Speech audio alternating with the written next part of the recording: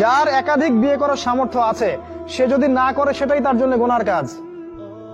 জি, এই কথাগুলো বলার সাহস পায় না অনেকে, এই কথাগুলো বলার সাহস হয় না। কোরআনের মধ্যে 4টা বিয়ের কথা আসলো কেন? আল্লাহ পাক কি এমনি এমনি আয়াত নাযিল করলেন নাকি? আল্লাহ পাক খুব ভালো করেই জানেন ছেলেদের চেয়ে মেয়েদের সংখ্যা বেশি হবে, অনেক ছেলে মারা যাবে, মেয়েরা সমাজে বেঁচে থাকবে।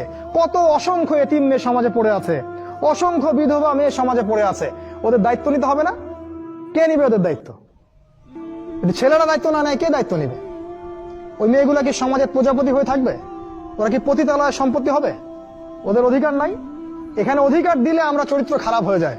আর এদের সাথে তোমরা সারা দেশে এবং বিশ্বে জেনা করে বেড়াচ্ছ, এগুলাতে চরিত্র খারাপ হয় না। একটা ছেলে বিয়ে করার পরেও 10টা মেয়ের সাথে পরকীয়া করে, এটাতে চরিত্র খারাপ হয় না। কিন্তু যদি আরেকটা বিয়ে করে তখন সমাজের মানুষ তাকে বাঁকা চোখে দেখা শুরু করে। এটা জাহিলিয়াত, এটা পুরো সম্পূর্ণ মক্কার জাহিলিয়াত চলছে।